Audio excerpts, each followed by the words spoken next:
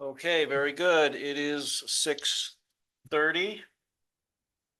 I'm going to call this meeting to order. First item on the agenda is to approve the minutes from October 20th. Can I get a motion for that? So moved. I'll second. Kathy made the motion. Carl seconded the motion. Are there any changes to the draft minutes? I have I'm none. okay. I'm okay. All in favor of approving the minutes as written? Aye. All opposed?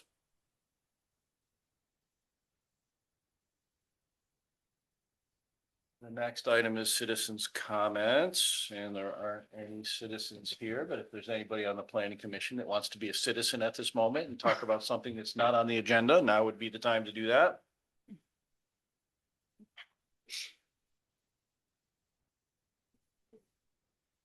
Nothing there.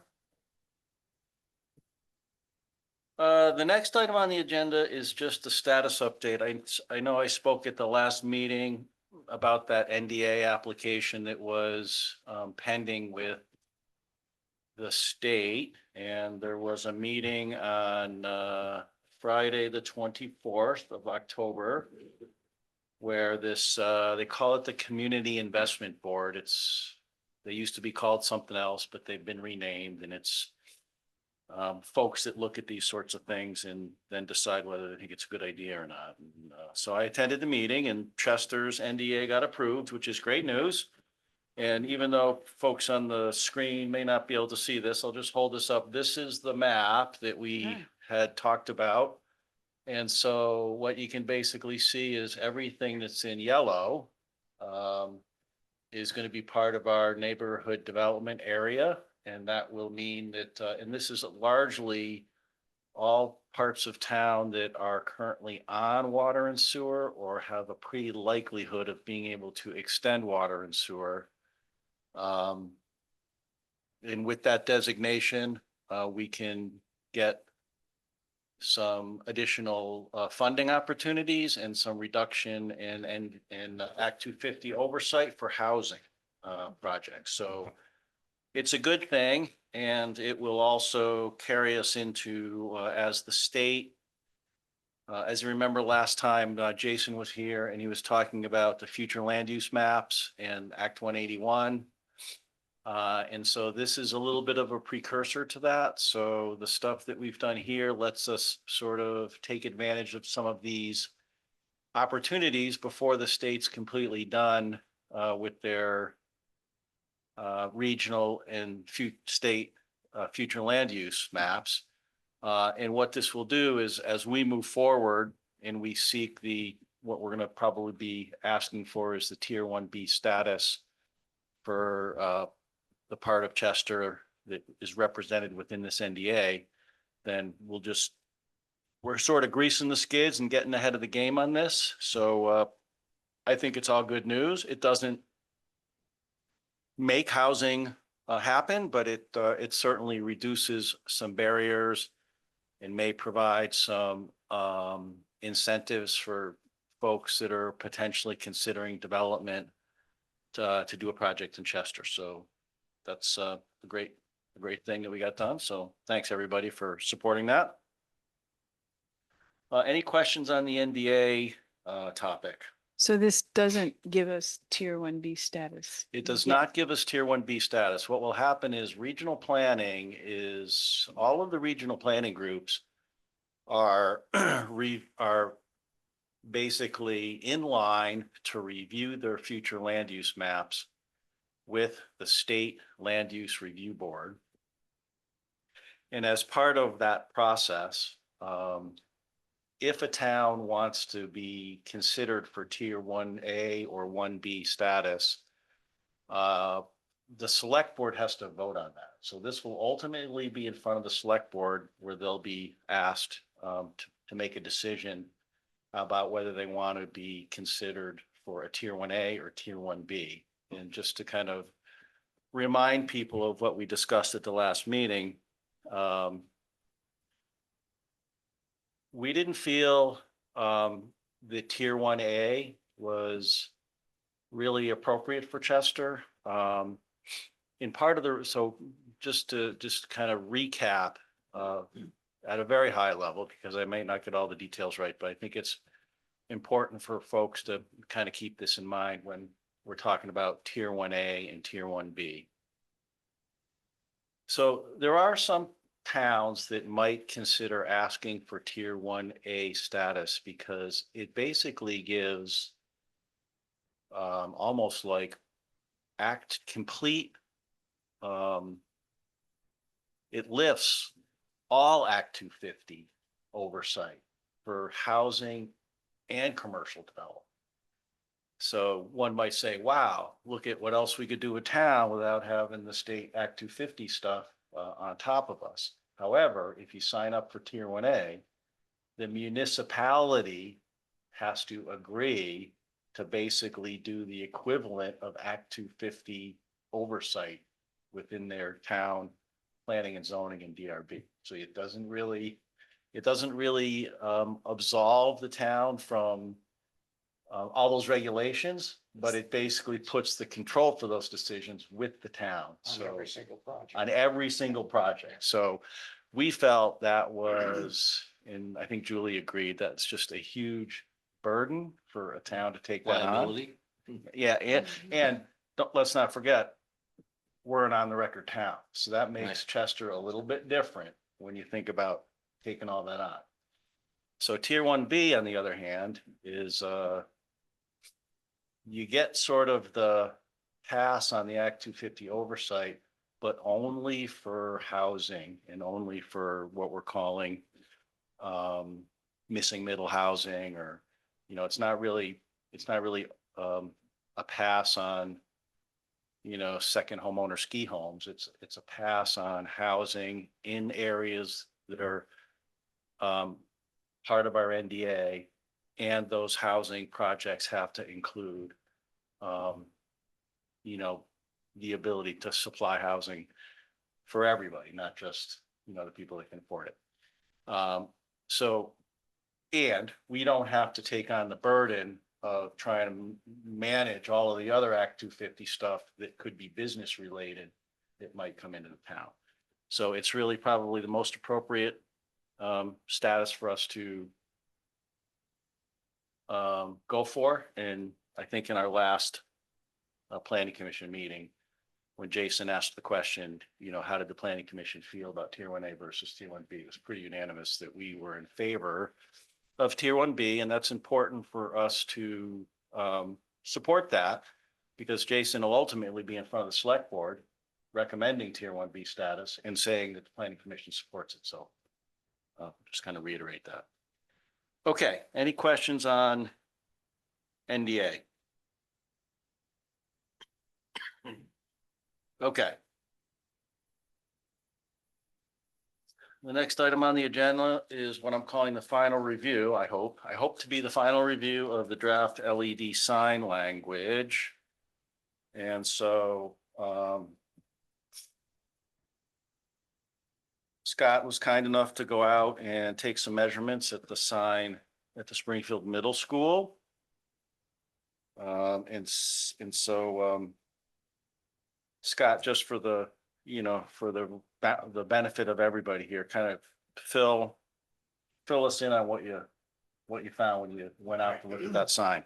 Essentially, it was right in the ballpark of what we were talking about, with something that had either architectural or landscape kind of framework. This would be 2 stone pillars, kind of berry granite style, The sign was only, I believe, 4 by 6 or something, and the highest part of the actual sign panel itself was only 7 feet. So it was right in the ballpark of what we were saying. You don't want drivers having to look up or look down too much. It was about 40 inches off the ground and 7 feet at the top. And then the 10-foot tall part was really this very carefully and minimally kind of wood panel with a little kind of wooden arch at the top. It was at 10 feet. And it was on about a 6-foot mound. I tried to work that into it. I'm 6 probably inch. off by a couple inches here and there, but it wasn't overbearing. the whole thing presented as if it was only 8 feet tall because of its design, even though the highest part was 10. Right. And you could see under it. I think that was important too. So, you know, it was the kind of thing that you could ignore if you wanted to, and if you wanted to read it, you could.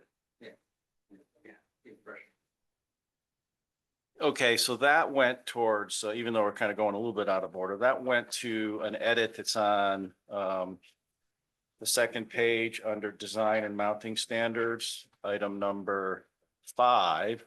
We had it at 12 feet. We thought that was maybe a little too high. We were using the plaza sign height. So after, you know, Scott's research, we thought, why don't we drop it down to 10? That's kind of a little more consistent with what Scott found. So that was one change. Another change back on page 1 is to sort of, but clarify what we mean by pole mounted. Preston's basically saying, we'll say single post. So what we were trying to articulate with this was, we don't want like a single post with a horizontal overhang and then a LED sign, you know, blowing in the breeze hanging from it. So we use the word single post, so that'll allow a sign to be mounted between 2 granite posts or in a frame or whatever it is. So that was a clarification on the pole mounted language. And then the last change that he put in to kind of try to keep this thing tightened up a little bit is we changed school to public school. So that it won't really be possible for anybody that claims to be schooling on anything. You know, like I'm teaching people how to ride horses, I'm teaching karate, like whatever it is that could pop up that would represent a school. We don't, at this point, want LED signs for those businesses. So we put public school in to kind of tighten that up a little bit. And those were basically the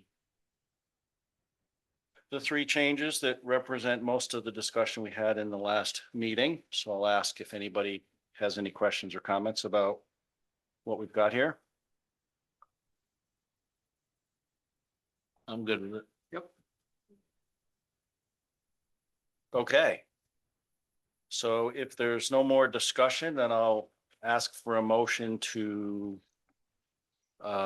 adopt or basically take this proposed language to a planning commission public hearing and begin the process of ultimate adoption through the select board. I'll I motion. move, Okay, Carl was the motion. I second it. Kathy was the second. All in favor of advancing this proposed language to a planning commission public hearing and then ultimately to the select board public hearing for their consideration? Please say aye. Aye. Aye. All opposed? Okay. So that motion carries unanimously. So we'll begin the process to, and based on what I looked at on the calendar, the first opportunity for a planning commission public hearing will be December 1st. Because we have a 15-day, got to get it in the paper, go through a 15-day warning period, then we can have the meeting. So what I'll do at this point is I'll plan for a planning commission public hearing on December 1st. And then based on that hearing, the first available select board public hearing date would be the first Wednesday of January. So I think that would maybe be the 7th. Just, So we're gonna do a meeting on December 1st. yeah, so we'll have a meeting on December 1st. That'll probably be our next meeting. And it'll be a planning commission meeting, but it'll have a public hearing associated with it for seeing if anybody else from the general community wants to have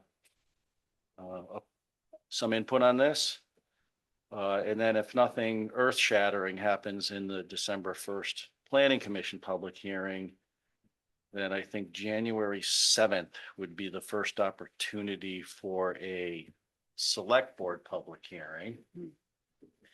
And at that meeting, obviously, the goal would be for them to, you know, be made aware of what we're trying to do, collect any more input that folks that might come to a select board meeting would have, and then either vote to adopt or to send it back.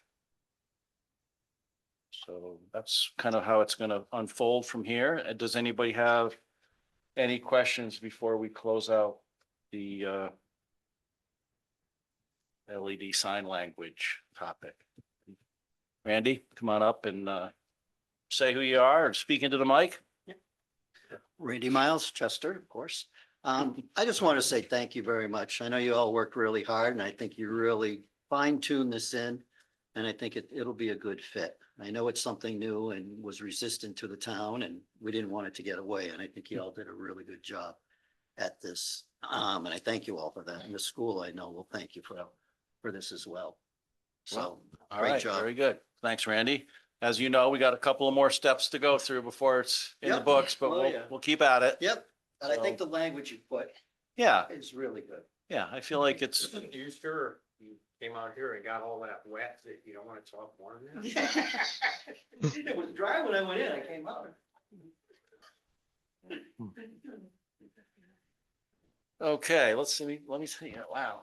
Well, I'll have to see if this could be possibly one of our Shorter. first or second shortest planning commission meetings ever. So in order to keep this thing on track, can I get a motion to adjourn?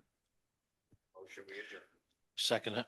Okay, Scott made the motion and Jeff seconded the motion to adjourn. All in favor of adjourning? Aye. All opposed? Okay, we're calling it 6:47.